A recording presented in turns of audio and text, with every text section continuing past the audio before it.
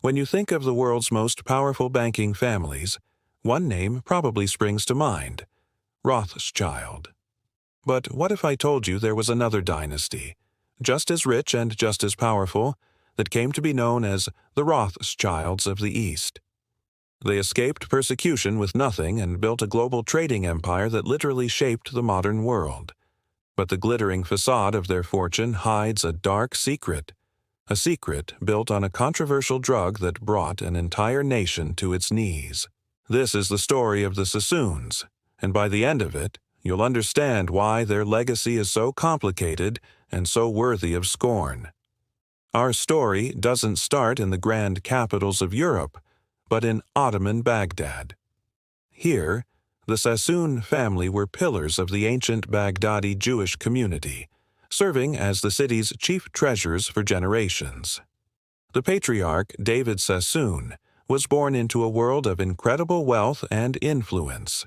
But in the early 19th century, the political winds shifted. A new, corrupt governor came to power, and the Sassoons, once protected, became a target. Facing threats and extortion, David Sassoon made a fateful decision. In 1829, he fled. With his family, he arrived in Bombay, now Mumbai, as a refugee, having left a life of privilege behind. But David wasn't a man to be defeated by circumstance. He had a brilliant mind for business and a network of contacts his father had cultivated across the Ottoman Empire. He set up a small trading house, David Sassoon and Couture, and started modestly, dealing in legitimate goods like cotton textiles and spices. He built his new company on a foundation of trust, and his reputation became a priceless asset, attracting merchants and partners. And for a while, he was the model immigrant success story. He supported British imperial rule, seeing it as a source of stability, and became a leader of the Jewish community in Bombay. He was resourceful, capitalizing on the American Civil War by exporting Indian cotton to starved mills in Britain, a move that massively grew his business. But as his wealth grew, so did his ambition. He saw an opportunity on the horizon, one that promised profits beyond his wildest dreams. It was an opportunity created by war, empire, and a growing hunger for a single product. The British Empire had a problem. It had a ravenous appetite for Chinese goods like tea, silk, and porcelain, but China had little interest in anything the West was selling. This created a massive trade deficit, with British silver pouring into China. For the British, the answer to this problem lay in a single, notorious commodity: opium. Grown in British India, merchants began smuggling opium into China, where addiction quickly became a devastating social problem. When the Chinese government tried to stop the trade, confiscating and destroying over 20,000 chests of British-owned opium, the response was swift and brutal. The First Opium War broke out in 1839. China's defeat was total.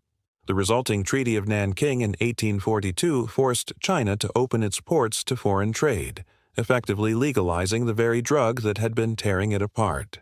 For David Sassoon, this was the moment. While others saw a moral crisis, he saw a commercial opportunity on an unprecedented scale. He sent his son, Elias, to China to scout the new market. The pivot was immediate and decisive. The Sassoons began shipping vast quantities of Indian opium into the newly opened Chinese ports.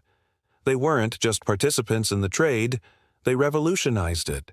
By cutting out middlemen and buying the unharvested poppy crops directly from Indian farmers, they were able to undercut their competitors. The Sassoons quickly became the dominant force in the opium trade. They had found their golden goose, and their fortune was about to become an empire, built on the misery of millions.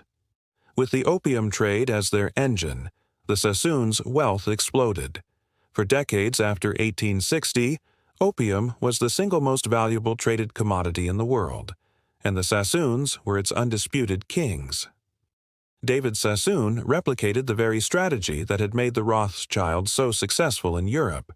He had 14 children and strategically placed his 8 sons at the helm of new company branches in key commercial hubs: Bombay, Calcutta, Hong Kong, Shanghai, and even London. This family network allowed for unparalleled communication and control, creating a truly global enterprise that operated with ruthless efficiency. One competitor remarked, "Silver and gold, silks, gums, and spices, opium and cotton, wool and wheat.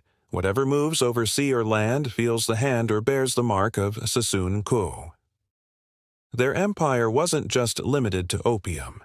The immense profits were reinvested. They diversified into cotton mills, employing tens of thousands in Bombay. They built their own shipping fleets, including fast clipper ships to transport their cargo.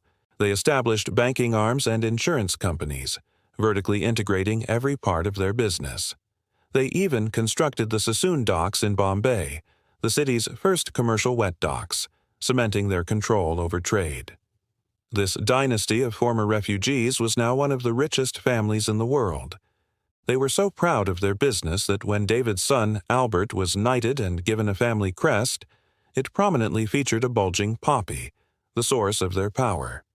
Publicly, at least, there's little to no evidence they ever expressed moral shame about the trade. In their minds, they were simply brilliant merchants operating within the framework of the British Empire, masters of a new global economy they had helped create. While the Sassoons were hosting lavish parties and being knighted by the British crown, a catastrophe was unfolding in China. The product that built their empire was creating a public health crisis on a scale never seen before. It's estimated that by the end of the 19th century, nearly 10% of China's population was addicted to opium. The social effects were devastating. The drug permeated every level of society, from wealthy officials to the poorest laborers. Productivity collapsed. Families were ruined as their savings were drained to feed addictions. The very fabric of society began to unravel, leading to what China would later call its century of humiliation. While the Sassoons saw balance sheets and profits, the reality on the ground was one of shattered lives and a nation brought to its knees. What makes the Sassoon legacy so dark is that they weren't ignorant of this reality. As moral opposition to the opium trade grew in Britain and around the world, the family actively worked to protect their profits. They lobbied politicians and used their immense influence to fight back against anti-opium activists. Even after Britain and China signed an agreement in 1907 to phase out the trade, the Sassoons continued to profit from it for another decade until the legal trade officially ended around 1917. This is the central, unavoidable truth of the Sassoon Empire. Their ingenuity and ambition are undeniable, but they were directed toward a goal that was profoundly destructive.